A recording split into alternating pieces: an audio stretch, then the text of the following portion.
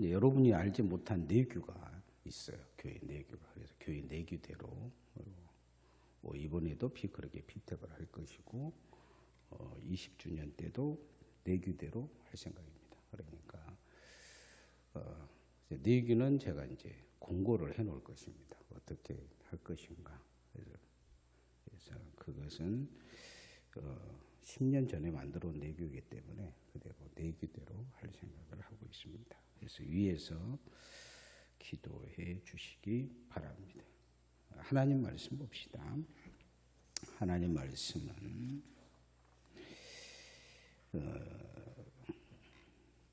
여호수아 5장입니다. 5장 주보가 제가 요즘 그 정신이 없어가지고요. 13절에서 15절 말씀, 13절에서 15절 말씀 함께 봉독하십니다. 시작. 여호수아가 여리고에 가까이 이르렀을 때에 눈을 본즉 한 사람이 칼을 빼어 손에 들고 마주서 있는지라. 여호수아가 나아가서 그에게 묻되 너는 우리를 위하느냐 우리의 적들을 위하느냐 하니 그가 이르되 아니라 나는 여호와의 군대의 대장으로 지금 왔느니라 하는지라. 여호수아가 얼굴을 땅에 대고 엎드려 절하고 그에게 이르되 내 주여 종에게 무슨 말씀을 하려 하시나이까. 여호와의 군대 대장이 여호수아에게 이르되 내 발에서 신을 벗으라. 내가 선 곳은 거룩하니라 하니 여호수아가 그대로 행하니라. 아멘. 누구를 위하는가? 오늘 설교 제목은 누구를 위하는가입니다. 신앙생활은 누구를 위한 것이냐? 누구를 위한 것이냐? 대부분의 사람들은 신앙생활을 누구를 위한 것이냐 하면 조금 이제 오래되신 분들은 하나님을 위하여 이렇게 이야기를 합니다. 근데 대부분의 초신자들은 이제 자신을 위하여 그렇게 이야기할 때 있어요. 또 하나님을 위하여 입으로는 그러는데 실은 신앙생활의 모든 초점은 내 자신에게 맞춰져 있습니다. 그래서 주님을 위하여 한다는 것은 그 헌신하는 삶, 그 외에는 거의 불가능합니다. 나를 위하여서 신앙생활하는 경향이 되게 강합니다. 이 선을 넘으면 사명이 생깁니다. 나를 위하면 그것은 이제 주님을 따라가는 것이요. 사명을 갖게 되면 그때부터는 주님을 위한 삶이 되어집니다. 선천적인 언어 장애가 있었어요. 어떤 사람이. 이 사람은 아를 발음을 못합니다. 그래서 나는 그렇게 해야 되는데 니는 그런 경향이 있는 사람이었어요. 그런데 어떻게 돼서 군대를 가게 됐어요. 그래서 군대는 그래도 잘 적응을 하고 말년에 이제 병장이 돼서 하루 휴가를 받았습니다. 전방부대에서 이제 복귀해야 되는데 그날 너무 늦어버렸어요. 암호를 이제 가르쳐 줬기 때문에 암호만 되면 들어갈 수 있었어요. 암호 제목, 암호가 뭐였냐면 고구마였습니다. 고구마. 그리고 이제 밤 늦게 이병소를 들어가려고 하는데 전방이기 때문에 전부 다 실탄으로 무장되어 있고 그래서 앞에서 이병소에서 누군가 밤늦게 처벅처벅 걸어 들어오니까 긴장해서 초소병이 묻습니다. 암호 이렇게 하니까 이 친구가 고구마 그렇게 이야기한 거예요. 그런데 다시 또 암호 부르는 거예요. 또 고구마 그러는데 또 다시 암호 하는 게 고구마 그런 거예요. 그런데 갑자기 그 초소병이 총으로 쏴 죽여버렸어요. 이유는 이제 나야 나 그러면서 앞으로 나오니까 쏜 거예요. 이유는 자신은 고구마라고 했는데 들리는 사람 귀에는 고구미로 들린 거예요. 고구미로 들렸는데 갑자기 가보니까 이 자기 상사 병장인 거죠. 근데 병장이 죽으면서 누구 이름을 절먹여서 죽더라는 거예요. 김진기라고. 그래서 이제 주변의 초소병들이 그래도 이제 마지막 유언이잖아요. 김진기가 누굴까? 아버지 이름입니까? 막 그랬는데 어떤 초소병이 그 이야기를 하더라는 거예요. 김진기가 뭔 말이냐면 고구마가 아니고 감자인가 그랬다는 거죠. 너무 진지하게 듣고 계시네. 유머예요, 유머. 군대에서 암호가 중요한 것처럼 신앙생활에서도 이 암호가 되게 중요해요. 너무 진지해가지고 내가 너무 진지하게 얘기를 했는지. 성경에 보면 이 암호 같은 말을 여호수아에게 와서 누가 이야기를 나눕니다. 아주 중요한 이야기를 해요. 여호수아가 이제 내일 싸워야 되는데 여리고 요단강을 건너서 여리고를 싸우려는데 잠이 안 오니까 이렇게 밖에 나가 서성개 같아요. 근데 한 사람을 만나요. 근데 칼을 차고 있어요. 너무 당황스럽잖아요. 완전 부정하고. 너는 누구 편이냐? 이렇게 물어요. 너는 누구 편이냐? 그러자 상대방이 나는 하나님의 군대 장관이다 이야기를 합니다. 너는 누구 편이냐? 얘기죠. 너는 내 편이냐? 아니면 상대 편이냐? 이걸 묻는 거죠. 그러니까 하나님의 군대 장관이 뭐라고 이야기하냐면 나는 하나님을 위해 싸우는 하나님의 군대 장관이다. 나는 누구를 위하느냐? 그러니까 하나님을 위한다. 이렇게 이야기를 하죠. 우리가 신앙생활 하면 네 편 내 편 나눌 때가 있어요. 그런 교회가 있어요. 우리 교회는 네 편 내 편이 없어요. 지금 상황이. 늘 걱정스러운 것은 이제 선거를 할 때면 네 편 내 편이 나눠지기도 해요. 되게 이게 이제 걱정스러워요. 올해는 자오냐 선거 운동을 했다 그러면 내가 임직을 안 시키고 올해 임직 안 해버릴 생각이에요. 네 편 내 편 나누는 느낌이 있다. 그러면 아예 임직 안 할 거예요. 누구 뽑아라 어쩌라 그러면 다시 선거할 판이야 내가 몇 번 강조를 할 거예요. 못하게. 그러니까 전화 돌린다든지 좌우지간 4개 들리면 임직 안 합니다. 우리는.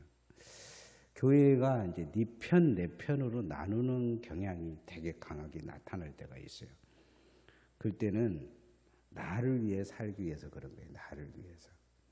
사람들이 물어보죠. 너는 내 편이냐, 내 편이냐, 네 편이냐 이렇게 물어봐요. 옆 사람한테 물어보시죠. 내 편이요, 네 편이요. 네? 아무도 안 물어보죠. 목사 말은 진짜 안 들어. 신앙생활 하다 보면 내 편, 네 편 나눌 때가 있어요. 내 편, 네 편. 그런데 이제 그게 실은 하나님을 위해 살지 않는다는 증거예요. 네 편, 내 편을 나누는 순간 하나님은 없어요. 내 편만 있는 거죠. 내 편을 만들면 나머지는 내 편이 아닌 사람은 내 적인 거죠. 내 적이에요.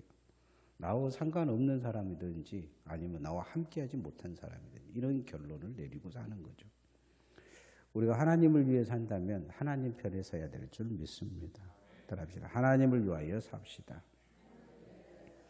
정치를 하는 사람들이 편을 잘 나누어야 성공합니다. 정치하는 사람들이. 그러죠. 편 나누기 하면 성공해요. 그래서 이 정치하는 사람들은 편을 잘 나눕니다. 여러분, 지금은 이제 88 고속도로가 잘 났죠. 전에는 88 고속도로 옆에 4차선이, 좋은 4차선이 나 있었어요. 왜 88 고속도로를 안 넣는 줄 아세요? 88 고속도로를 놓으면 경상도하고 전라도하고 대구하고 자꾸 이어져서 사람들이 오고 가고 문화가 하나 될까 싶어서 정치인들이 늦춘 거예요. 계속 늦춥니다. 여러분 여기 광양에서 그 하동으로 이렇게 넘어가는 도로가 있어요. 우리가 왔잖아요. 한번 갔다 왔잖아요. 그 고속도로는 아주 개판이에요. 근데 우리가 올 때 온 고속도로가 고속도로도 아니고 국도가 80km인데 20분은 더 빠릅니다. 도로가 훨씬 좋아요. 이유가 뭔지 아십니까? 정치한 사람들이 장난을 치고 있기 때문입니다.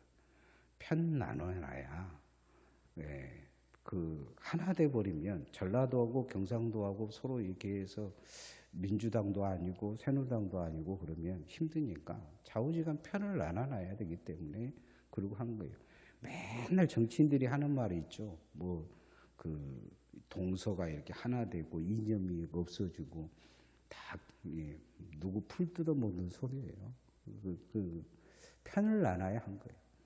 근데 세상에서도 보면 자기가 뭔가를 하고 싶은 사람은 꼭 내 편을 만들고 상대편을 만들어야 이길 수가 있어요.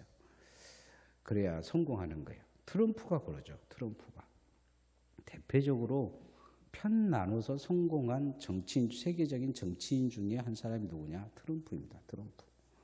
지금 윤석열 대통령도 편 나누기 잘하는 사람이에요. 편을 잘 나눕니다. 그리고 꼭 이길 것 같은 편에 들어가서 대장이 되죠. 편을 나누다 보면 옳고 그름도 잃게 돼 버려요. 무조건 내 편이 옳은 거죠. 내 편이. 저는 여러분이 전라도 사람들이니까 한번 물어보고 싶어요. 민주당 그 정당 정책이 뭔지 아십니까? 정강이 뭔지 아십니까? 한 번이라도 들어보셨습니까? 여러분 인터넷 잘 찾아보니까 찾아보셨습니까? 민주당이 원하는 기본 정책이 뭔지 아십니까? 모르잖아요.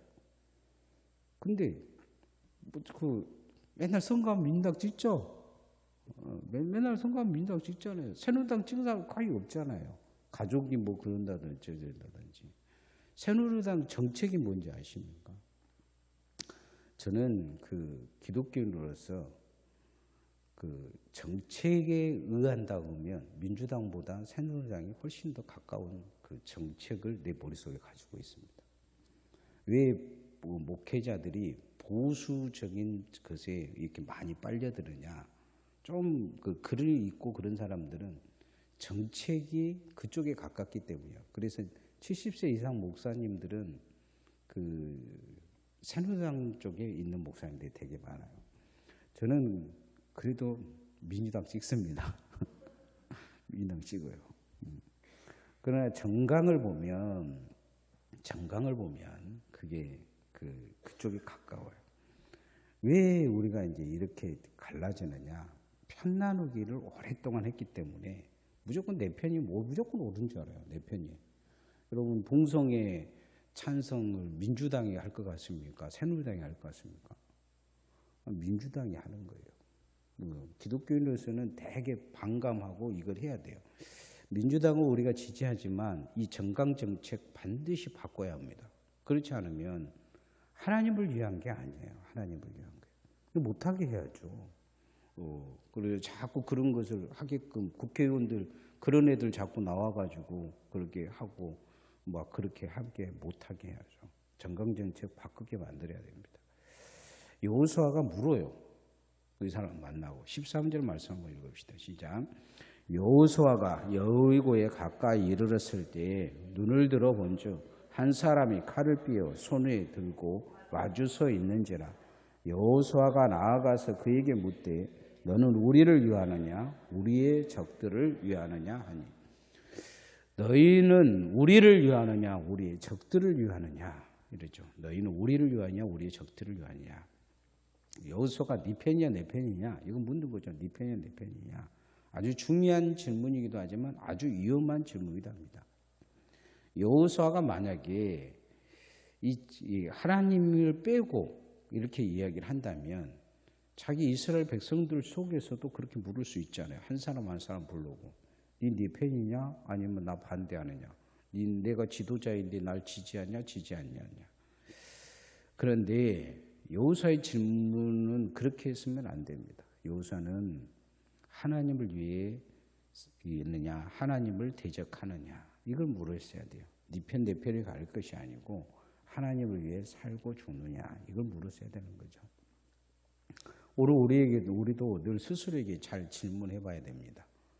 하나님을 위해서 이제 신앙생활을 하느냐 아니면 너만을 위해 너 자신을 위해 신앙생활을 하느냐. 우리는 가끔 그렇게 이야기하잖아요. 너 자신을 위해서 신앙생활 열심히 해라. 그것은 단순한 신앙이에요. 그러나 그 신앙을 벗어나지 못하면 신앙생활 모든 것이 나 자신을 위한 것이 되어버릴 수 있어요. 엉망진창이 되죠. 옳고 그름이 없어요. 옳고 그름의 근거가 어디에 있느냐. 성경이 옳고 그른 걸 따지지 않아요. 나한테 유리하냐 나한테 유익이 있냐 그런 거 따지는 거죠. 여러분 저는 여러분이 제 편이 아니어도 좋습니다. 뭐 목사님 저보고 뭐 평생 나하고 같이 살 것도 아닌데 나는 내 편이 딱 한 사람이면 됩니다. 집에 같이 사는 사람이 내 편 아니면 스트레스 받기 때문에 그 사람만 나한테 스트레스 안 주면 돼요. 그러나 중요한 것은 우리가 어디서든지 하나님 편에 서야 된다는 것을 잊지 않기를 소원합니다. 하나님 편에 서서 손들어 줘야 돼요. 하나님 편에 서서 손들어 줘야 합니다. 내 마음에 안 들더라도 내 생각에 맞지 않더라도 하나님 편에 서서 그렇게 하나님을 위해 사는 주의 종들 되어지시기를 소원합니다.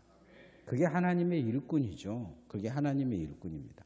하나님 편에 선 사람이 하나님의 일꾼입니다. 따라합시다. 하나님 편에 선 일꾼으로 삽시다. 중국의 어느 농부가 빚을 내서 나무 돈을 많이 빌렸어요. 그게 빌려가지고 농사를 지으려고, 그리고 종자를 엄청나게 많이 사고 비행기로 뿌렸습니다. 비행기도 자기 것도 아니고 빌려가지고. 그런데 좀 지났는데 싹이 나야 되는데 싹이 안 난 거예요. 알고 보니까 이 씨가 전부 다 가짜였던 거예요. 가짜 씨를 뿌린 거예요. 그 이제 고발을 했는데 도망가 본 거죠. 그런데 한 해 농사를 이렇게 망쳤다고 이제 생각을 하고 이 사람이 이제 내가 이제 빚더미 앉아가지고 감당이 안 된다 하고 이제 농약사에 가서 농약을 사서 마셨어요. 농약을 사서 마셔 자살을 하고 죽으려고 샀는데 농약을 그냥 한 병 갖고는 안 되니까 한 2병 사서 마셨어요. 그런데 그 다음날 될 때까지 배도 안 아프고 죽질 않는 거예요. 알고 보니까 그 농약도 가짜였어요. 예. 가짜 천국이라고요. 가짜 천국. 여러분 우리가 이제 그 짝퉁이라고 그러죠. 짝퉁이라도 되면 다행이에요. 가짜면 문제인 거죠. 농약이 짝퉁이었다면 그 사람 죽었을 거예요. 그죠? 믿음도 짝퉁 정도만 돼도 다행이에요. 비슷합니다. 주님은 그렇게 말씀하고 계세요. 자신을 닮으라. 짝퉁이라도 되라고 요구하고 계시죠. 제주도에 가면 세계 유명한 건축물들을 작게 만들어 놓은 곳들이 있어요. 프랑스 에펠탑, 이집트 피라미드, 뭐 자유의 신상, 뭐 이런 것들이 있죠. 짝퉁인데 아주 작은데 왜 그곳에 가느냐? 진짜가 유명하기 때문이에요. 오늘 여호수 앞에 진품이 나타납니다. 진품이 나타나는데 실은 이 전쟁은 이 사람이 하는 거예요. 이 천사가. 여호수아는 짝퉁이에요. 이 짝퉁이 진짜한테 묻는 거예요. 네 진짜냐 가짜냐. 웃기잖아요. 이 사람이 내가 진짜고 너는 짝퉁이다 이야기한 거예요. 14절 말씀 한번 읽어봅시다. 시작. 그가 이르되 아니라 나는 여호와의 군대 대장으로 지금 왔느니라 하는지라. 여호수아가 얼굴을 땅에 대고 엎드려 절하고 그에게 이르되 내 주여 종에게 무슨 말씀을 하시려고 하나이까. 여러분 하나님이 그 전쟁하시는데 이스라엘 백성들을 가서 전쟁하는데 여호수아가 싸워서 이긴 게 아니에요. 여호수아가 능력이 있어서 이야기한 거 아니라고요. 보이지 않는 뒤에 진짜가 있어요. 진짜 싸움꾼. 하나님의 군대 장관 미가엘이 버티고 있는 거예요. 천군 천사를 동원하면서 이 전쟁을 이미 이기려고 진행하고 있는 거죠. 싸움의 성패는 여호수아가 잘 싸우냐 안 싸우냐가 아니고 이 진짜인 이 하나님의 군대 장관이 싸워주냐 싸워주지 않냐는 거예요. 그러니까 여호수아는 자기가 이제 진품으로 생각한 거죠. 내가 진짜다. 그리고 야, 네 진짜냐 가짜냐 물었어요. 그러니까 진짜인 진짜가 이야기하죠. 내가 진짜고 네는 짝퉁이다. 이렇게 이야기하는 거죠. 여호수아는 그 자리에서 무릎을 꿇어요. 자기가 짝퉁인 걸 아는 거죠. 짝퉁만 돼도 잘 된 겁니다. 그리스도를 본받아라. 그렇게 하죠. 그리스도를 본받아라. 본받는다는 것은 진짜가 아니라는 거예요. 우리는 진짜가 아니에요. 그러나 이 짝퉁도 점점 진짜가 되어져 가면 진짜가 되어집니다. 중국도 짝퉁 세상이라고 그랬죠. 짝퉁이라고 하는데 우리나라가 이제 중국을 그렇게 무시하잖아요. 무시하는데 우리나라가 중국에게 앞선 것은 딱 하나밖에 없습니다. 반도체만 앞서고 나머지는 다 뒤처져 있습니다. OLED와 반도체만 우리나라가 앞서고 있어요. 뭐 LED 같은 경우는 중국이 더 잘 만들어냅니다. TV LED 같은. 이게 우리 이제 이 앞에 교회에 있는 모든 LED는 그 LG 삼성이 붙었기는 했는데 그 LED 그 판넬이 불통인데 다 중국에서 만든 거예요. 중국 공장에서.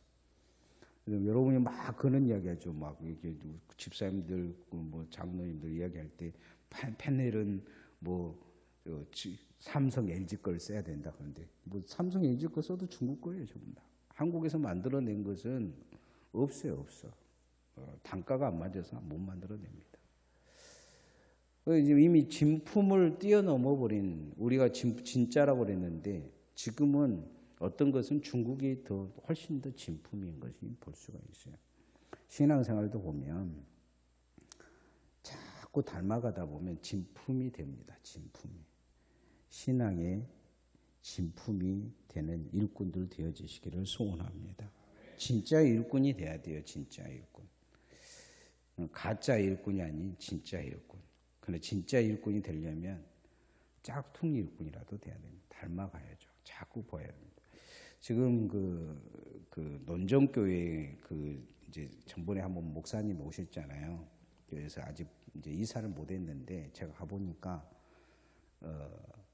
바람이 숭숭숭 들어온 거예요. 그래서 벽도 지금 다시 다 치고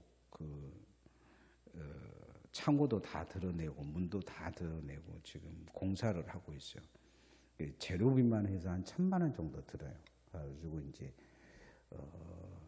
일꾼을 쓰면 뭐 한 3천만 원 들 것 같아가지고 그 목사님들 보고 와갖고 하라고 하고 있어요. 근데 이제 목사님들이 하다 보니까 막 삐틀빠틀해요. 막 삐틀빠틀하고 막 그래서 오늘 또 어떤 목사님들 와갖고 막 그런 이야기를 하더라고요. 이건 내가 뭐 일꾼을 써서 뭐 어쩌고 저쩌고 해서 내가 그랬어요. 돈 있으면 너희들 불렀겠냐? 내가 그랬지. 돈 있으면. 근데 어제 하고 오늘 했는데 어제 한 것보다 오늘 하니까 진짜 일꾼들처럼 잘하더라고요. 진짜 일꾼처럼. 오늘 또 이제 어떤 사람이 와서 목사님 와서 일을 하는데 저 사람은 돈 줘야 되겠는데 그 생각이 들더라고요. 잘하는 거예요. 좀 잘하더라고요. 처음에 해놓은 것과 어제 해놓은 것과 오늘 해놓은 것과 그래서 이제 우 목사님이 와서 막 타카를 쳐서 내가 오정통 목사님한테 그랬어요. 목사님은 임금을 받을 것이 아니고 수업료를 내야 된다고. 모두 신앙생활도 보면 막 자기가 잘한 줄 알아요. 자기가 잘한 줄 아는데. 근데 저는 교회도 수업료 내고 좀 가르쳤으면 좋겠어요. 이렇게 합격증을 주고 학교를 만들어가지고. 아직은 우리는 배워가는 과정입니다. 잘 배우기를 소원합니다. 어느 정도 우리가 잘 배우고 성장해야 그 일꾼이 될 수 있어요. 그래야 준비된 하나님의 사람이 됩니다. 답시다. 준비된 하나님의 사람으로 삽시다. 큰 교회에서는 이제 이렇게 그 부목사를 모집할 때 모집 공고를 내서 거기에 맞는 그 파트가 있어요. 찬양 파트, 뭐 방송 파트, 뭐 신방 파트, 전도 파트 이러면 그쪽 파트에 사람을 뽑습니다. 제가 이제 전에 있는 교회에서 그런 일이 있었어요. 그 면접을 봤는데 이력서가 너무 좋은 거예요. 그래서 물어보니까 잘한대요. 그래서 뽑았거든요. 뽑았는데 잘하기는커녕 가르쳐야 될 상황이 된 거예요. 가르쳐야 돼요. 그래서 자꾸 이제 어쩌기 위해서 뽑았으니까 뽑은 사람이 책임지고 가르쳐야죠. 막 가르치는데 잘 배워야 되잖아요. 그런데 자기가 잘난 줄 아는 거예요. 자기가. 왜냐하면 목사님 정도 되면 그 평신도들 끄고 가야 되는데 평신도들보다 더 못해요. 그 분야를. 그러니까 이제 연말이면 말이 많아요. 그 교구 편성을 하는데 그 목사님 좀 우리 교구에서 빼주시면 안 되냐. 뭐 부서에서도 빼주면 안 되냐. 찬양팀에서도 찬양 그분이 좀 안 하면 안 되냐 막 빗발치는 거죠. 그러다 보니까 이제 오가갈 데가 없는데, 그러다 보면 이제 어떤 사람은 5개 부서를 맡고 이 사람은 한 2개 정도 맡을 수밖에 없어요. 그러면 막 와가지고 난리, 이 나이를 무시하냐, 교회가 불공평하다, 뭐 막 불평이, 뭐 그런 사람이 불평의 진원지가 된 거죠.